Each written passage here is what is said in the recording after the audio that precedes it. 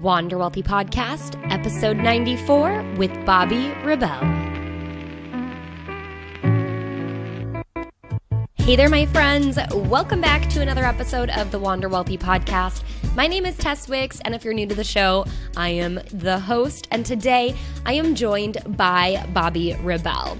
Bobbi is such a fun personality. I'm so excited to have her on the show.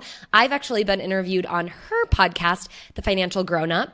She is a wonderful host, wonderful interviewer, and a wonderful interviewee. So we had a little podcast exchange, and today we're going to be talking about relationships and financial red flags and managing your finances as a family unit. And I thought it was perfect for today since the show is being uploaded on Valentine's Day. So happy V-Day to you all, whether you're in a relationship or not. I think the show is super applicable to you as you go through your financial adult life. Now, let me tell you a little bit more about Bobbi. She is also an author of the book, How to Be a Financial Grownup, and she is an award-winning TV anchor and personal finance columnist. You will hear her share how she made the leap from working in TV and news to running her own business, and now with her podcast, she's been able to book some really cool guests on her show. So you'll have to check that out. As I mentioned, this episode is dedicated to relationships.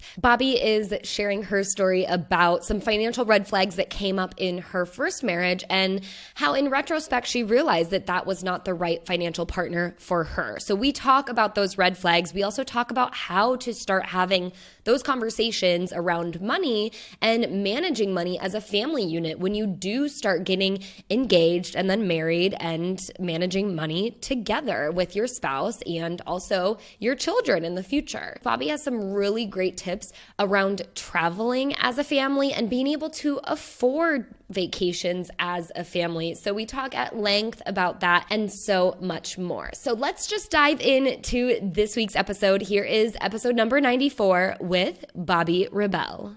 Bobbi, welcome to the Wander Wealthy Podcast. I'm super excited to have you here. It is Valentine's Day, which fits perfectly with today's major topic. But first, before we get into that, I would love for you to introduce yourself by telling us what your favorite thing about your life is. I love that. First of all, thank you so much for having me, Tess. I am such a fangirl of yours. I love all of your videos. I learn so much from you. And of course, I'm so happy that your podcast is back and such a fan of that as well. Okay. So you asked me my favorite thing about my life. That is time flexibility, because now that I left my corporate job, I can't believe it's coming on almost 2 years ago.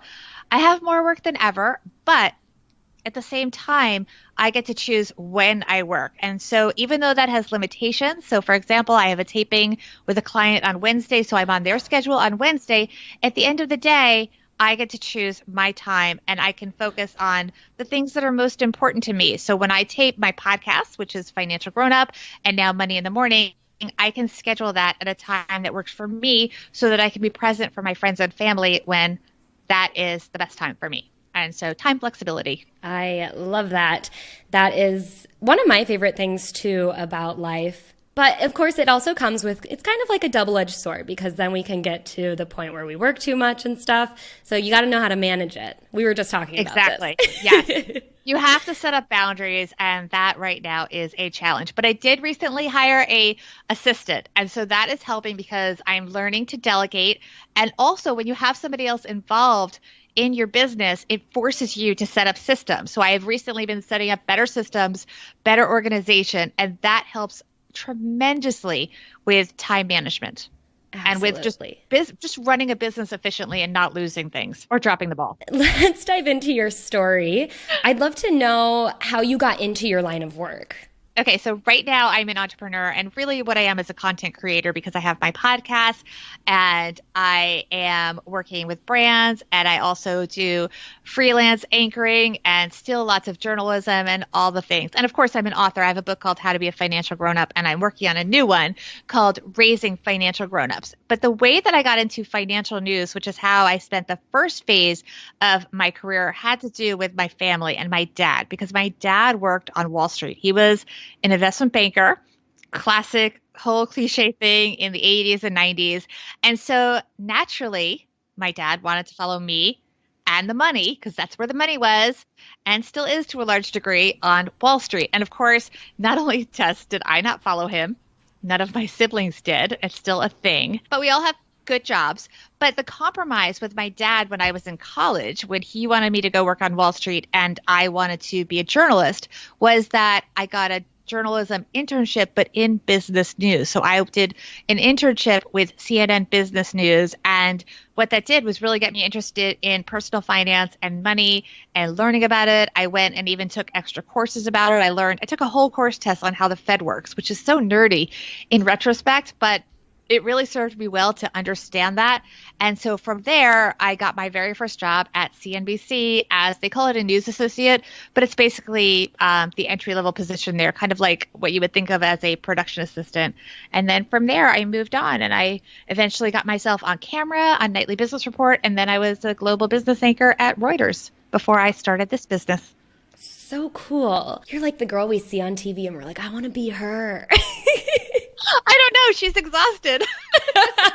But I would love to know, when it comes to being a reporter and, doing the Nightly Business Report and working for CNBC and reporting on Wall Street, how does the stuff that you share relate to people and their personal finances? Like, did you find there was a disconnect there, or did you find that, you were also learning about personal finances, or did it feel a little bit more businessy to you?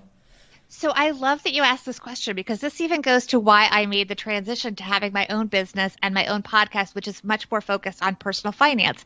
I started out really idealistic, wanting to do journalism and reporting about personal finance. And there are reporters that do that on television. But the reality is that the majority of television financial news is on things like earnings reports and the Fed and the stock market. And I loved all that. I was reporting from the floor of the New York Stock Exchange for years, and from the NASDAQ market side. I still, in fact, do that on occasion on a freelance basis. But it is unfortunate that sometimes that drama on TV is disconnected to the reality of what people, the average, everyday, normal person, not a trader, has to be doing. And I think it's great that you brought that up, because I want your listeners to know that it is absolutely educational to watch the financial news, but that is not how you should invest. You should invest, as you talk about, in terms of index funds, or if you're going to talk about individual funds, maybe you've talked about Warren Buffett and value investing, whatever method works for you, but not to get caught up in the day-to-day noise, frankly, that is a lot of the financial news. There's a lot of great personal finance content that is more on the internet. A lot of the stations have subcategories on their websites that talk more about individual needs, things like retirement planning and paying down debt and relevant topics that's not as sexy to talk about during the trading day. So you don't always get that. And that was one of my frustrations. I remember, Tess, trying to put together a highlight reel when I left Reuters, and it seemed every day I gave a minute-by-minute update on what the Fed was doing. And in fact, for a decade, until just a couple of years ago, the Fed did absolutely nothing. Right. Yeah, I was reporting for a decade, almost every day, about how people were assessing what the Fed may or may not do in different time periods. The average person really doesn't need to know that. I mean, yes, if you're thinking of buying a house, you should know that interest rates are probably going to go up. Maybe they won't go up as much as people thought, because the economy might not be growing as much as people thought. So there's a general macro thing. But at the end of the day, buy the house when you're ready to buy the house and get the best deal you can and move on with your life. Don't try to time stuff like that. So there is a disconnect. And I think it's really important that you brought that up and that you see that, and that your listeners understand the difference between personal finance knowledge and stock market news that you see on TV. Yes. I mean, you feel really cool when you say, like, oh, I have it turned on all day, but it doesn't provide that much benefit to your personal life, as you had said. Right. Right. And if you're entertained by it, that's great. But understand the context of it, and don't be trading. Don't go crazy, especially here we are, winter of 2019, I should say. And the stock market is really on a roller coaster. You can't let that get to you. You can't decide, for example, not to invest.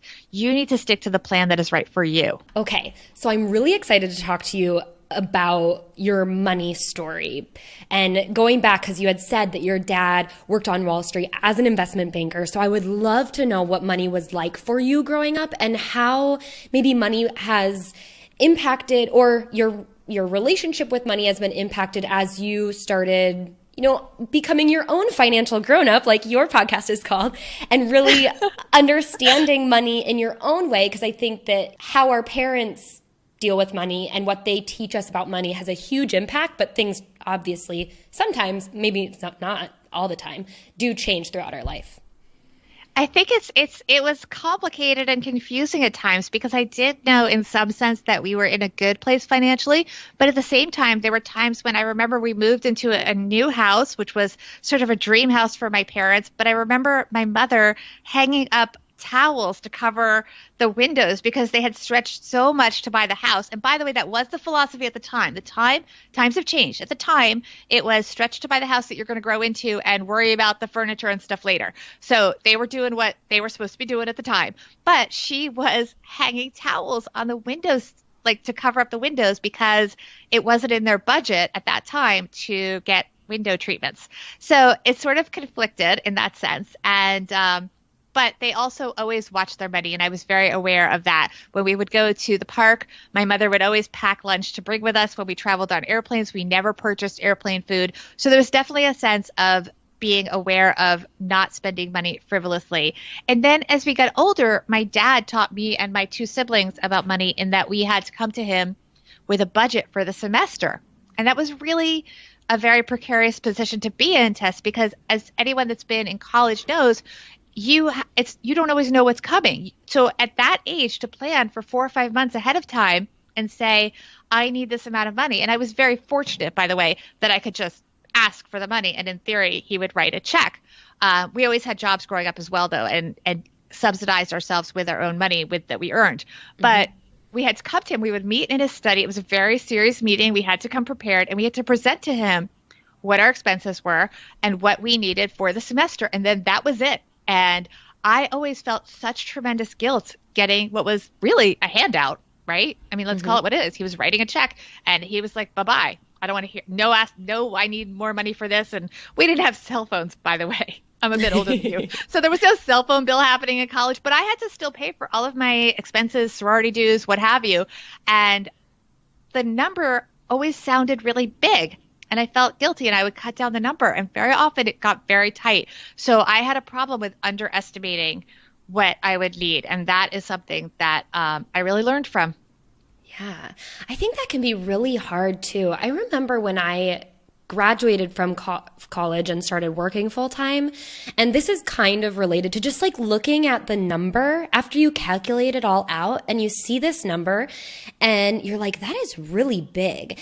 And I remember after graduating from college, I was like, I grew up in a very fortunate position where my parents have been able to do some wonderful things with, taking my whole family on vacation as adults. They, every other year we'll go on like a ski vacation.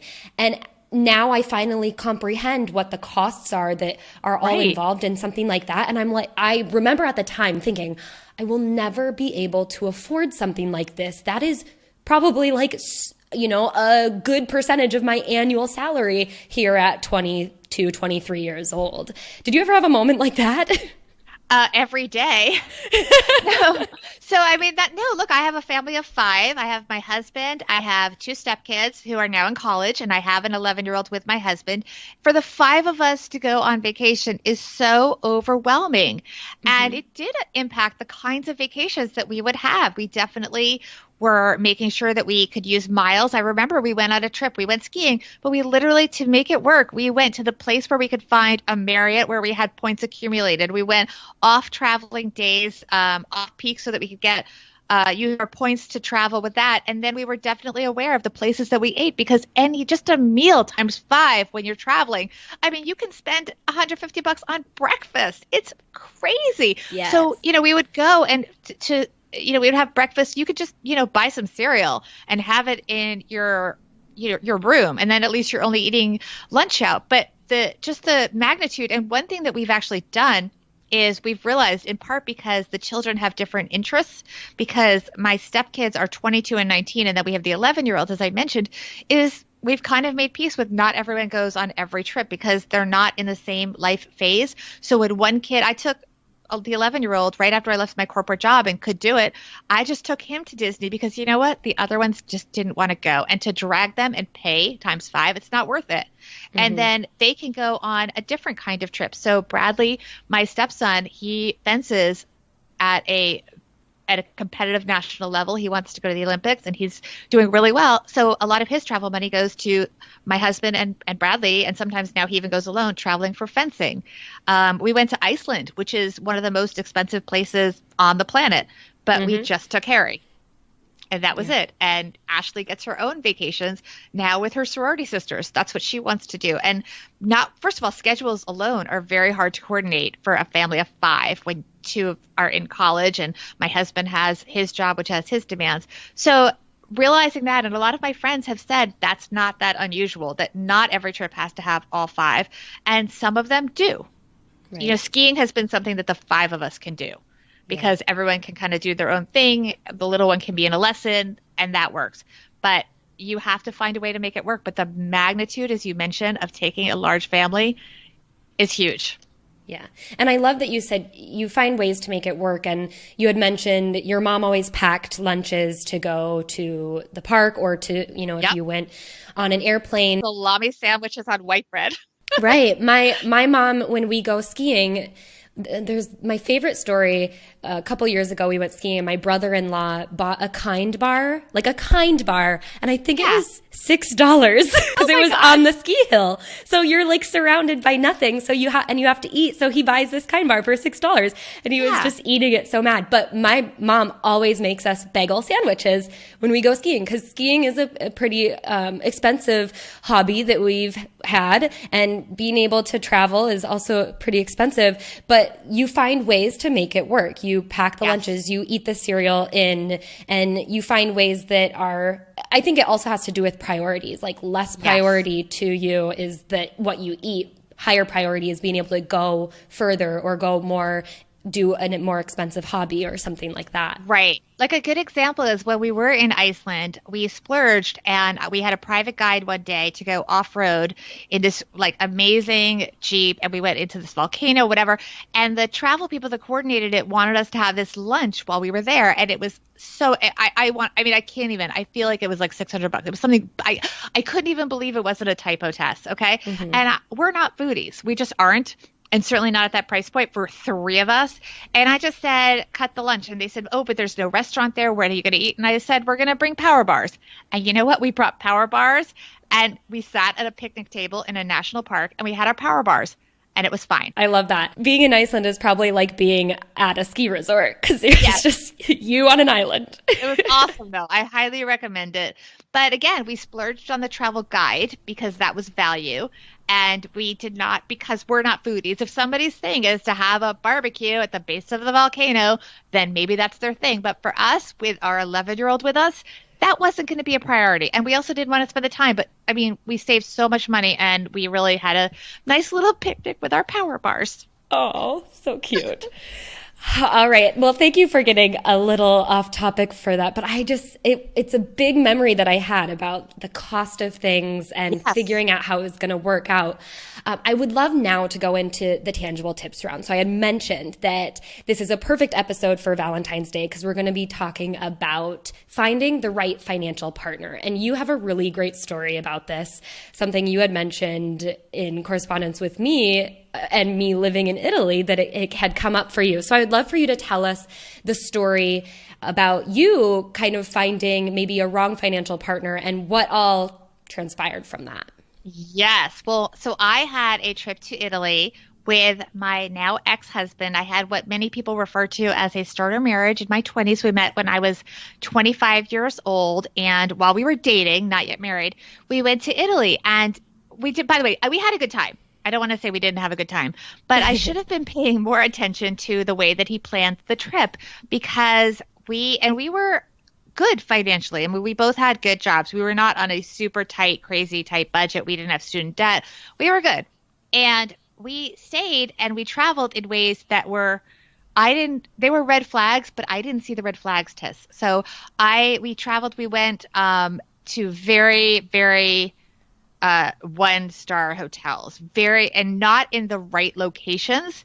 So that would obviously take a lot of time. We were traveling not in whatever the equivalent of a taxi was. And by the way, it's actually a good thing often I find to take public transportation when you're abroad. But when you're really in the wrong location and you're missing things because you only have so much time to travel, you have to factor that in. And when you're being driven by cost so much that you're not enjoying the location, there's something wrong with that. And even I wanted to go to certain museums, but he didn't want to pay the admission in some cases. It was just so many red flags. And I think you learn so much about somebody when you travel with them. So fast forward, for example, to when I was dating my forever husband that I'm now married to.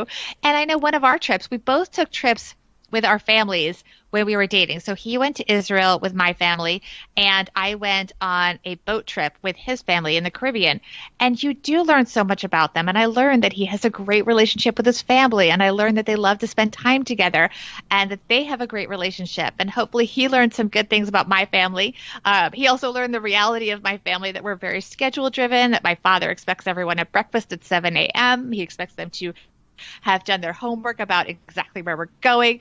But it is what it is. And he knew that going into our marriage. So you can learn so much by traveling with somebody during the time that you're getting to know them. Yes, I love that. I really do think that traveling puts a microscope on a relationship, and specifically kind of the financial components, because there's a lot of having to, traveling is not cheap, and there's ways that you can make it affordable, but there's also a lot of decision making that goes into making sure you're strategic about, like you said, where you're staying to make sure it's going to be a good enough bang for your buck.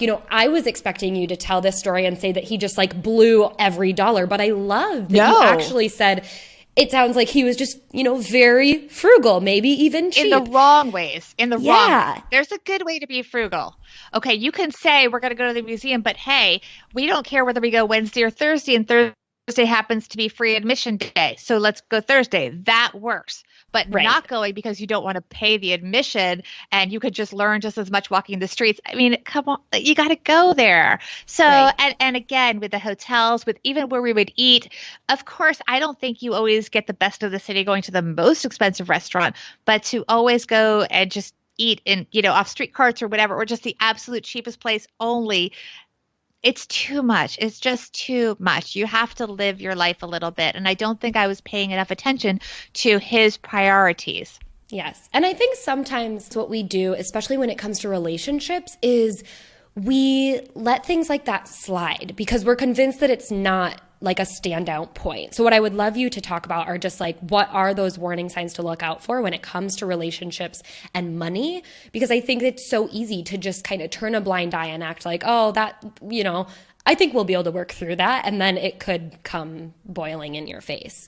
Yeah, I mean, you totally called me out because I didn't even really process that. I just blocked it out and didn't even think about it until kind of Monday morning quarterbacking after we got divorced. And I was thinking, wow, there were so many warning signs. So I think that is human nature, because when we're falling in love with somebody, we only want to see the good. We all want to have that love in our life, and we want to see the good in people. And so you can see, wow, great, he's watching his money, but that doesn't mean it's always good. There's something to be said for irrational frugality.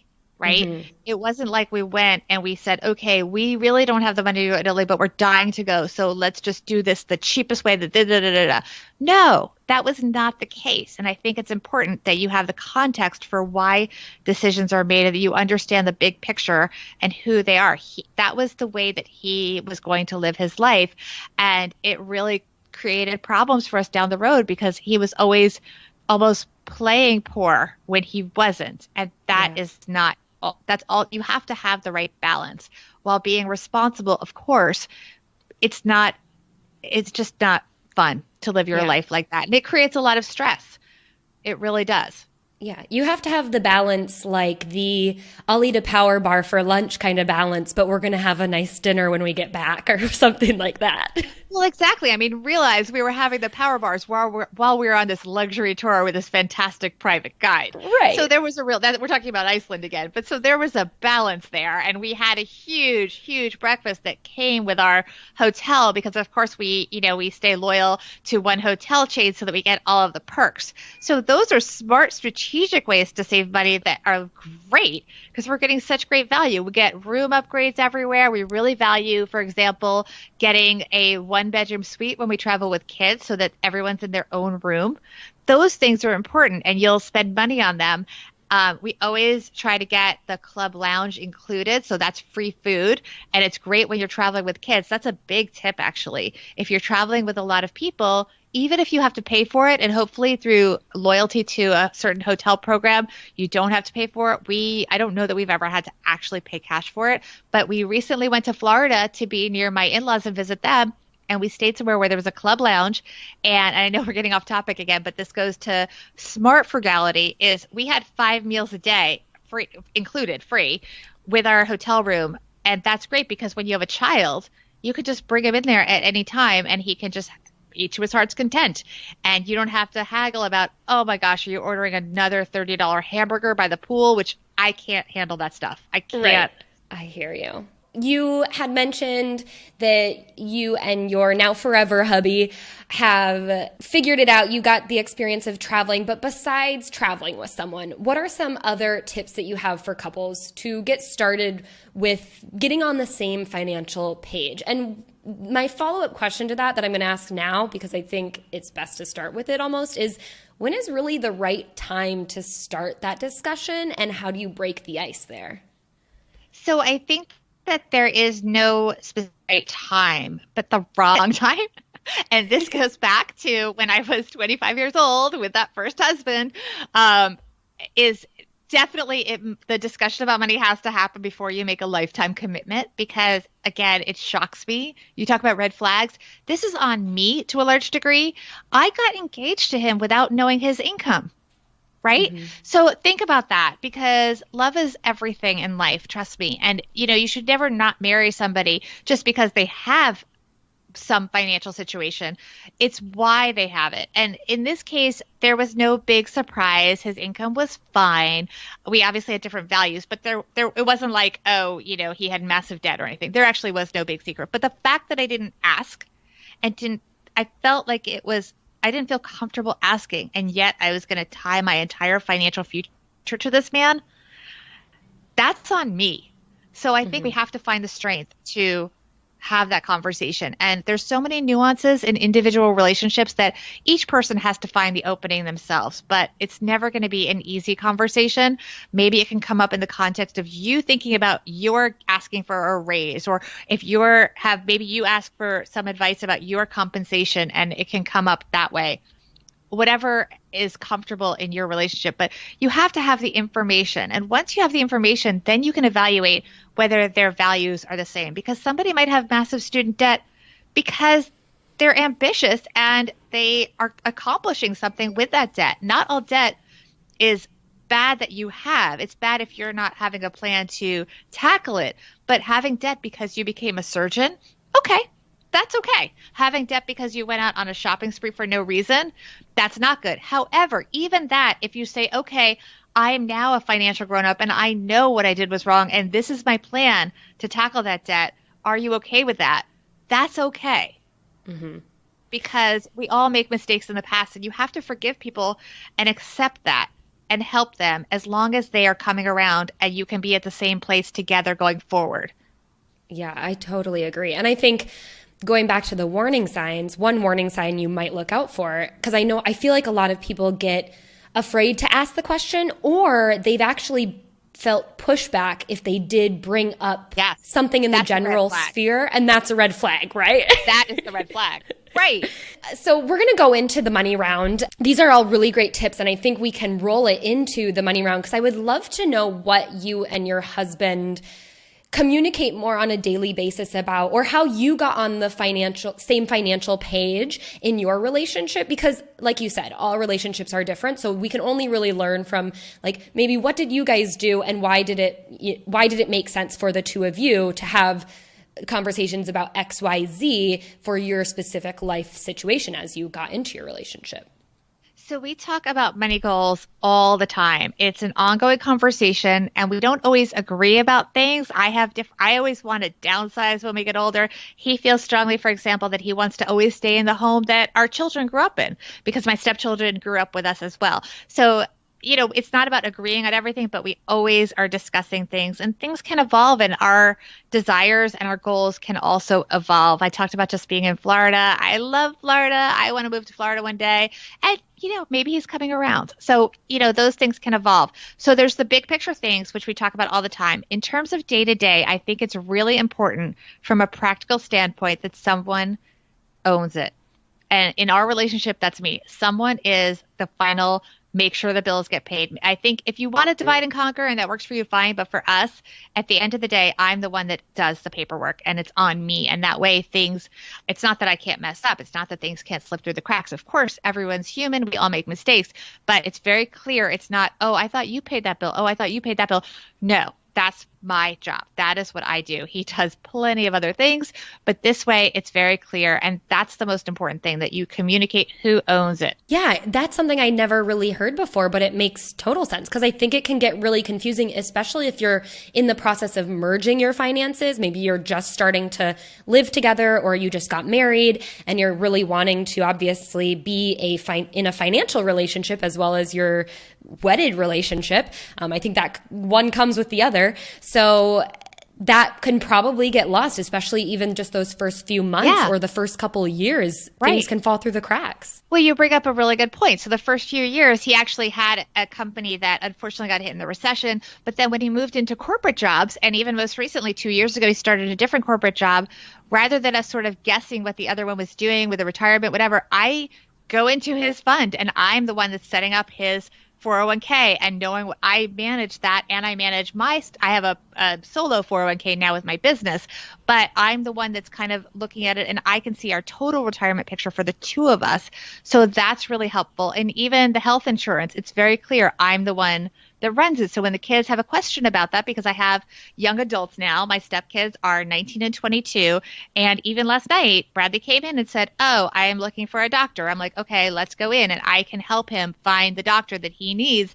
And they know that I'm the person, the point person to come to with questions about our medical coverage, or like they need contact lenses or eyeglasses. It's very clear that I own that, and that's how they need to get things done.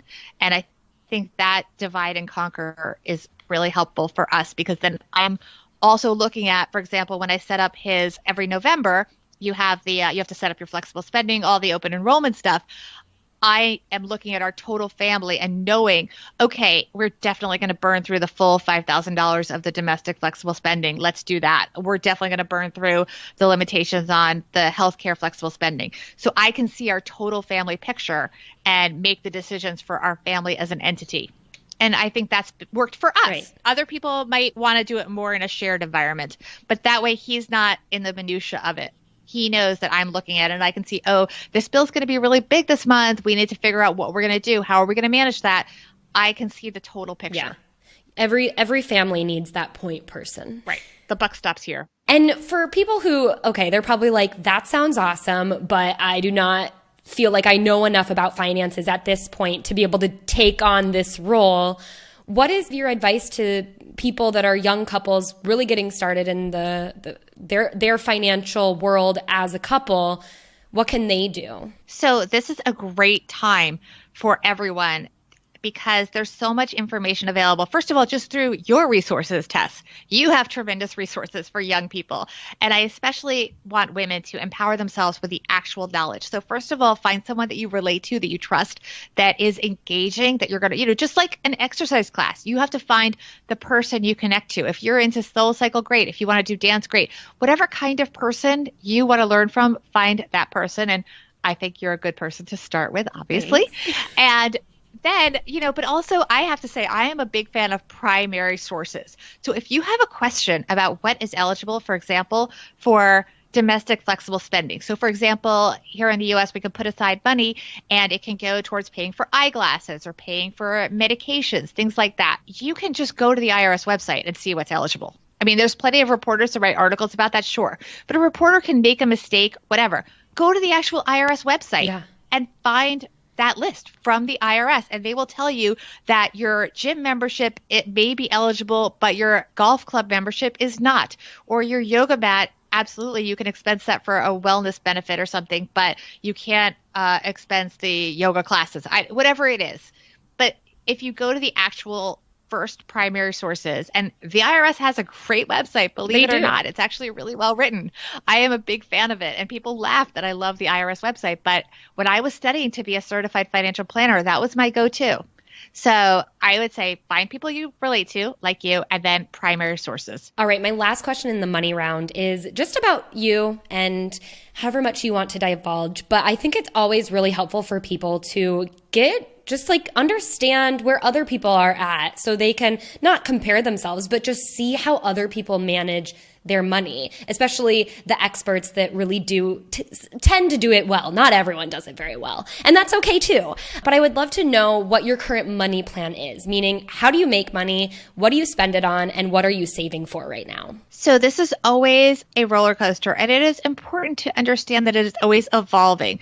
Right now, we have 2 kids in college, and for circumstances that would just be TMI, we are still paying for part of it out of our income. So I'm looking forward to 3 years from now, those kids will be out of college, and we fortunately have a 529 for the little one. So that's the short-term plan, honestly, is to get through the college years, because college is really expensive. And I want to do it in a way that we still do things like go to Fort Lauderdale for vacation. So our vacations are definitely important because it's a balance between those, big financial responsibilities like paying for college, but not putting your life on hold, but adjusting it. So for example, we planned a trip to Costa Rica during spring break, but we did it in a very strategic way where we picked the days that are going to be most affordable. We picked hotels that are in the chain that we have a lot of loyalty points and stuff for. So that made that very affordable, but we are going to go. So I guess what I'm getting at is that I'm trying to balance my real responsibilities that are very financial grown-up and non-negotiable. We don't want the kids, and they will not graduate with debt.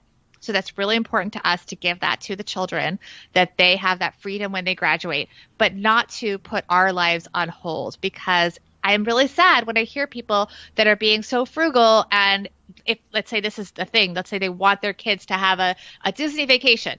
Well, there's only a certain amount of years that's going to be something that your kids want to do. So if you're so caught up in saving every penny and being the most financially far-sighted as you can be, you might miss those experiences. And it doesn't have to be Disney for sure.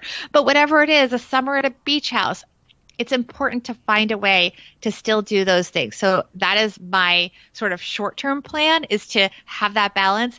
And then long-term, I think we're figuring it out. I mean, I've been very fortunate. My very first job at CNBC, the HR person sat me down and said, you need to put in the maximum to your 401k. And I will tell you, I'm in my 40s now. I'm a Gen Xer, and I'm okay with what I've got saved. I'm feeling okay. I think there's other things that are always going to be financially stressful, but I think that to all your young people listening, it may look like a small number in your account now, but you're going to wake up in your 40s and you're going to be like, wow, this is actually real money. And then at some point you'll be in the retirement phase and you'll be like, yeah, I did it. I'm good. Yeah. And I think that's a good thing too. So just start now. Start ASAP. Start now. Like I made $20,000 at CNBC. Mm-hmm.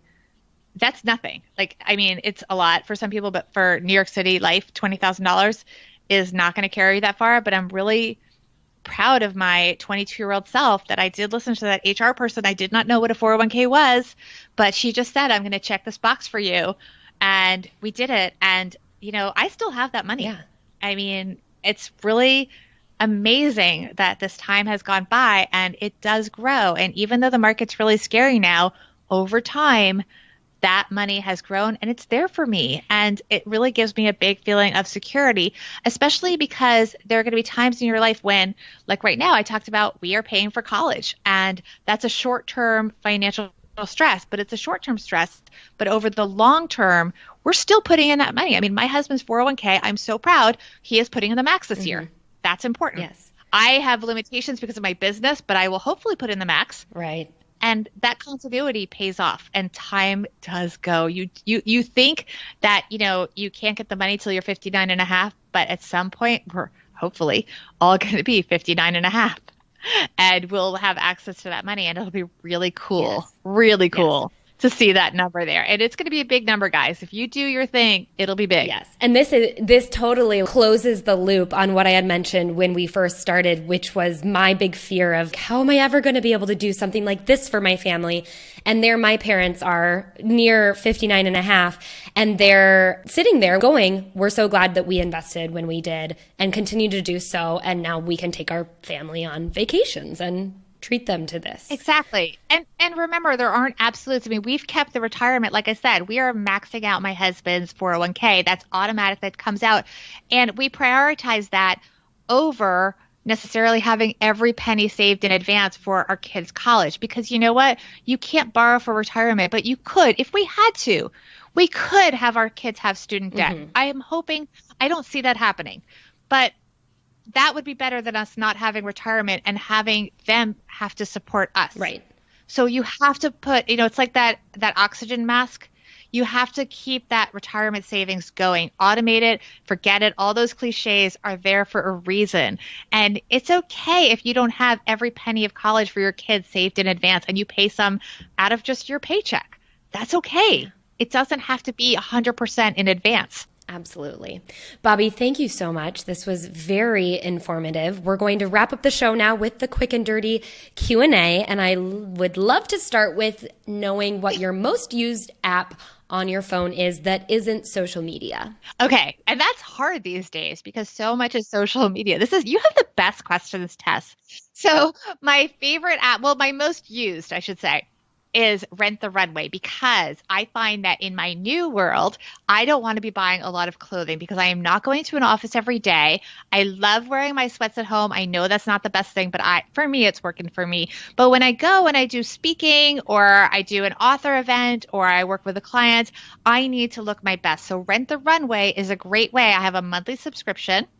And by the way, because I only use it for work, for on-camera stuff, it is something that can be a business expense, which is also interesting because they're rented. They go right back. They're only used for business, and that they also do accessories. They even have sunglasses tests. Ooh, I like that. Isn't that interesting? Cool.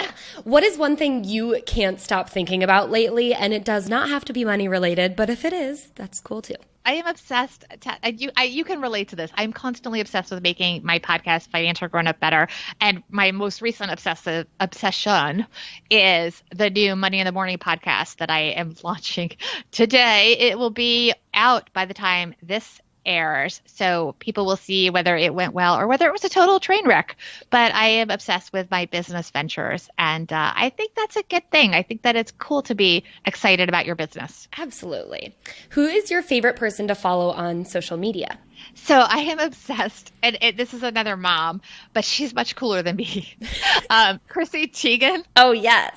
She's just so funny. Very cool. She's just so funny, and she's so self-deprecating, and her kids are so adorable, and her husband's so adorable, and I just love watching her Instagram. She's great. Cool. What is one expense that you'll never cut from your budget? This is hard, and I hope you don't hate this answer, but I think that nothing is sacred. I think that I've gone through a recession with my husband where his company imploded and things were really scary. We had to carry his home from his previous marriage during the recession. And I've learned that I don't think there is anything that is sacred. Obviously, you have to keep a roof over your head. You have to pay your mortgage. So maybe that's the answer, is my mortgage payment, maybe insurance. Because if you have a family, it's really important to have insurance, including pet insurance if you have a dog, which I do. But yeah, I just think nothing is sacred. I don't like when people, and I know that a lot of people say, oh, I would never give up. I just can't give up my manicure, or I can't give up. Yes, you will. Yes, you will. Right. You will give that up when the SHIT hits the fan. You will give all that up, and you won't miss it for a minute because no thing matters.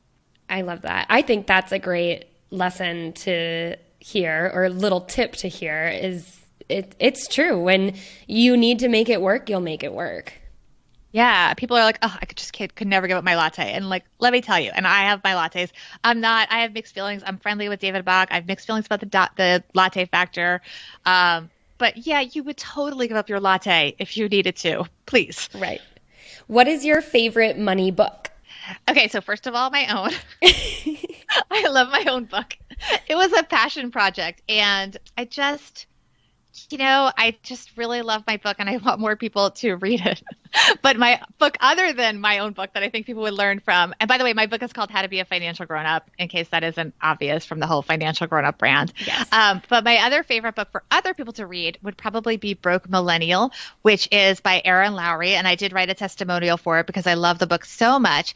And if you want to learn more about investing, Erin's new book, which is about investing, is coming out this spring. So everyone should check out Broke Millennial Investing this spring with Erin Lowry. Yes, we'll link all of the books, including yours, in the show notes. Bobbi, this was so much fun. I loved getting all of your answers to these questions, talking about relationships, especially during the season of love, and everything else about becoming a financial grown-up and growing old with your money and all the other things we chatted about. So thank you very much for coming on the show. I would love for you to tell us where we can find you so we can follow along with you. And of course, you can plug your podcast too so we can send listeners your way as well. Thank you so much. First of all, Tess, this has been so wonderful. I am such a fan of yours, and I learned so much from you, even being a financial expert myself.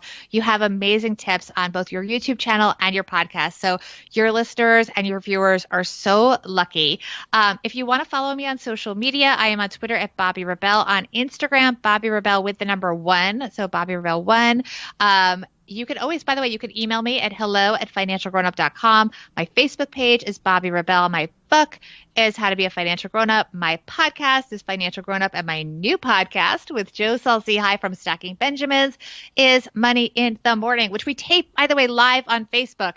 And I will get a schedule together that I will post somewhere obvious once we have a specific scheduled taping. So you can join us on Facebook, and you can actually be part of the show because we take listener comments during the show, which is a really cool thing. And it'll probably be a train wreck. So you should definitely watch it and watch me fail to use all of this different technology to have the whole podcast go together. But Joe will look really good, Tess. I'm sure you will look great as well. Thank you. Thank you so much, Bobbi. Thank you for having me. And that's a wrap on this episode with Bobbi Rebell. If you guys want to get at the links and resources mentioned in this episode, make sure you head to the show notes by going to wanderwealthypodcast.com/podcast/episode 94. And by the way, if you have a spare 3 minutes, I would so appreciate it if you could leave my podcast, the Wander Wealthy Podcast, a rating and a review. You can do this in iTunes. Just head to the iTunes store and go to the podcast section, click on the podcast, and then there should be an option for you to leave a rating and a review. And if you're not subscribed, then you should definitely subscribe as well.